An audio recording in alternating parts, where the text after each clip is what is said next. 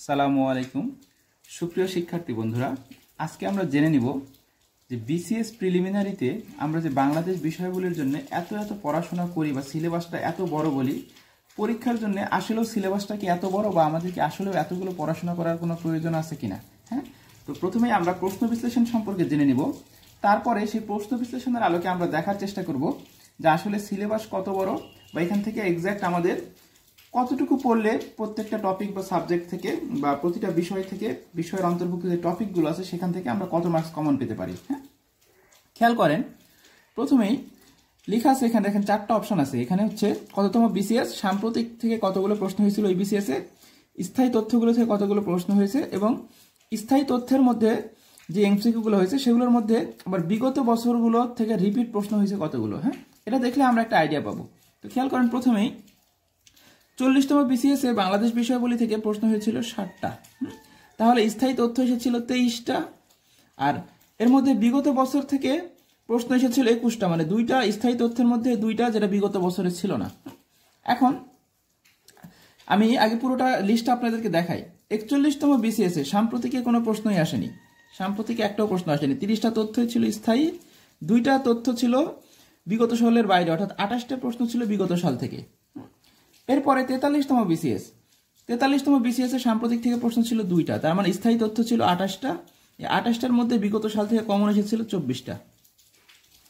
অনুরূপভাবে আমরা যদি 44তম বিসিএস এ বলি, এখানেও দেখা যাবে হচ্ছে বিগত বছর থেকে, আচ্ছা এই বিগত বছর থেকে প্রশ্ন এসেছে সাম্প্রতিক থেকে 2টা, তাহলে স্থায়ী তথ্য কথা 28টা, এই 28টার মধ্যে 2টা প্রশ্ন ছিল বিগত সালের বাইরে, তাহলে 26টা প্রশ্ন ছিল বিগত সাল। আমরা এখানে 41তম বিসিএস এ একটু কারেকশন হবে, এখানে 30টা প্রশ্নের মধ্যে 28টা না 26টা প্রশ্ন ছিল হচ্ছে বিগত সাল থেকে। এখন খেয়াল করে দেখেন, আমরা যে অংশটা দেখতে পাচ্ছি এখানে মূলত সেটা হচ্ছে যে শুধুমাত্র সাম্প্রতিক তথ্য যদি আপনি বাদই দেন, স্থায়ী তথ্য যেগুলো সেই অংশটাও কিন্তু একেবারে কম না, 30টা 28টা এরকম করে। তো বিগত বছর থেকে বিভিন্ন মানে বিসিএস এ যে 4টা বিসিএস আমরা দেখাচ্ছি সেখানে বিগত বছরগুলো থেকে কতগুলো প্রশ্ন কমন ছিল। 40তম বিসিএস এ ছিল 21টা, 41তমতে ছিল 26টা, 43তমতে 24টা, 44তমতে 26টা। এখন আপনি বলতে পারেন যে 40তম বিসিএস এ তো কম এসেছে।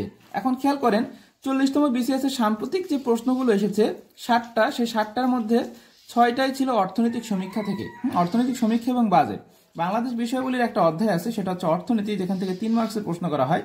ওই বছর ওইখান থেকেই 60টা প্রশ্ন এসেছিল এবং আমার মনে হয় যারা বিসিএস পরীক্ষায় অংশগ্রহণ করতে যান বা প্রিলিমিনারি সম্পর্কে জানেন তারা জানেন যে অর্থনীতির এই অধ্যায় থেকে সাম্প্রতিকের জন্য অথবা অর্থনীতির অধ্যায়ের মধ্যে এটা বলাই হয় যে অর্থনৈতিক সমীক্ষা অংশ অবশ্যই পরীক্ষার জন্য পড়ে যেতে হবে। সুতরাং এই অংশটাকে যদি আমরা ইনক্লুড করি তাহলে দেখা যায় এখানে কিন্তু 26টা 27টা হয়ে যায়। তার মানে ওভারঅল আমরা যদি বিগত বিসিএস গুলো দেখি, অ্যাটলিস্ট 25টার উপরে 25+ প্রশ্ন শুধুমাত্র বিগত সাল থেকেই সরাসরি কিন্তু পরীক্ষায় রিপিট করা হয়। এখন আমরা যদি শুধুমাত্র এই কাজটাও করি, আপনি মনে করেন যে আপনি বিসিএস এর জন্য বাংলাদেশ বিষয়াবলীর একটা বই কিনে এসে প্রচুর পরিমাণে পড়াশোনা করছেন, কিন্তু আপনি যদি একটু খেয়াল করেন যে আপনার হাতে ধরে নিচ্ছি সময় নেই বা আপনার মনে থাকে না, সেক্ষেত্রে আপনি যদি কোনো রকম ভাবে এই বিগত বছরের প্রশ্নগুলো সঠিকভাবে আয়ত্ত করতে পারেন তাহলে অ্যাটলিস্ট আপনি 25টা মার্কস বাংলাদেশ বিষয়াবলীতে সরাসরি কিন্তু বিসিএস প্রিলিমিনারিতে কমন পেয়ে যাবেন। এখন এটা প্রশ্ন হতে পারে যে সরাসরি এমসিকিউ পড়লে তো আমাদের আসলে মনে থাকবে না, এই জন্য আপনাকে বিভিন্ন বিষয়ের প্রশ্ন বিশ্লেষণ করে একটু ভিতর থেকে টপিকগুলো জেনে নিতে হবে, তারপরে সেই টপিকের আলোকে আপনাকে পড়তে হবে।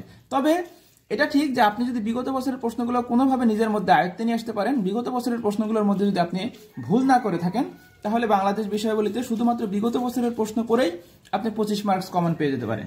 তো সুপ্রিয় শিক্ষার্থী বন্ধুরা, প্রতিনিয়তই আমরা এরকম বিশ্লেষণধর্মী ভিডিও নিয়ে আপনাদের সামনে উপস্থিত হব। ভিডিওটি ভালো লেগে থাকলে অবশ্যই লাইক, কমেন্ট এবং শেয়ার করবেন, আর চ্যানেলের প্রত্যেকটি ভিডিও যদি আপনার ভালো লেগে থাকে তবে চ্যানেলটি সাবস্ক্রাইব করবেন। ধন্যবাদ সবাইকে।